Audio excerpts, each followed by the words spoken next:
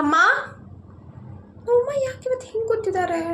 ಅಮ್ಮ ಹಾಂ, ಏನಾಯ್ತಮ್ಮ? ಯಾಕೆ ಹಿಂಗೆ ಕೂತಿದ್ಯಾ? ಏನೂ ಇಲ್ಲ ಕಣೆ. ನೆಕ್ಸ್ಟ್ ವೀಕು ನನಗೆ ಕಿಟ್ಟಿ ಪಾರ್ಟಿ ಇದೆ, ಅದಕ್ಕೊಂದು ಒಳ್ಳೆ ಸೀರೆ ಬೇಕಿತ್ತು ಕಣೆ. ಅಲ್ಲ ಅಮ್ಮ, ಬೀರು ತುಂಬ ನಿಂದೆ ಬಟ್ಟೆ ಐತೆ, ನನ್ನ ಬಟ್ಟೆ ಇಟ್ಕೊಳ್ಳೋಕ್ಕೂ ಜಾಗ ಇಲ್ಲ, ಆ ಥರ ಸೀರೆಗಳನ್ನ ತುಂಬ್ಕೊಂಡಿದ್ಯಾ.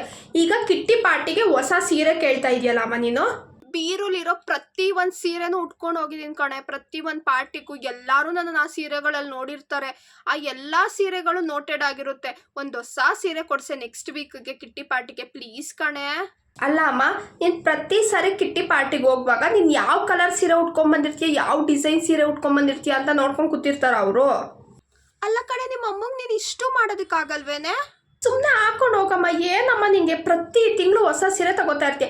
ಇವಾಗ ಮೊನ್ನೆ ಇನ್ನೂ ಹೊಸ ಸೀರೆ ತಗೊಂಡಿದ್ಯಾ, ಇವಾಗ ಆಗಲೇ ಕಿಟ್ಟಿ ಪಾರ್ಟಿಗೆ ಹೊಸ ಸೀರೆ ಬೇಕು ಅಂತ ಕೇಳ್ತಾ ಇದೆಯಾ. ನಾನು ಹಿಂಗೆ ಸೀರೆ ಮೇಲೆ ದುಡ್ಡು ಇನ್ವೆಸ್ಟ್ ಮಾಡ್ತಿದ್ರೆ ನಾನು ಯಾವಾಗ ಸೇವಿಂಗ್ಸ್ ಮಾಡ್ಕೊಳ್ಳೋದು?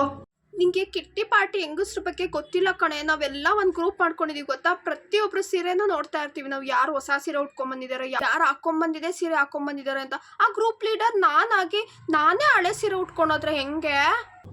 ಅಮ್ಮ ಒಂದು ಕೆಲಸ ಮಾಡು, ನೀನು ಎಡಗೈ ತಗೋ ಇಲ್ಲಿಟ್ಕೋ, ನಿನ್ನ ಬಲಗೈ ತಗೋ ಇಲ್ಲಿಟ್ಕೋ, ಹಿಂಗೆ ಕೂತ್ಕೋ.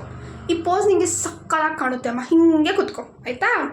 ಸೀರೆ ಅಂತೆ ಸೀರೆ, ಬೇರೆ ತುಂಬ ನಿಂದೆ ಸೀರೆ ಐತೆ ಅಂತಂದ್ರೆ ನಿಂಗೆ ಇನ್ನೂ ಒಂದು ಹೊಸ ಸೀರೆ ಬೇಕು. ಪ್ರತಿ ತಿಂಗಳು ತೊಗೊಂಡ್ರೆ ನಿಂಗೆ ಸಾಕೇ ಆಗಲ್ಲ ನೋಡು. ಕೂತ್ಕೋ ಹಾಗೆ. ಸದ್ಯ ನಾನು ಬಚಾವದೆ, ಇಲ್ಲಾಂದರೆ ನಮ್ಮಮ್ಮ ನಂಗೆ ಸೊರ್ರಿಟ್ಟಾಗಿ ಸಾಕ್ಸೋರು.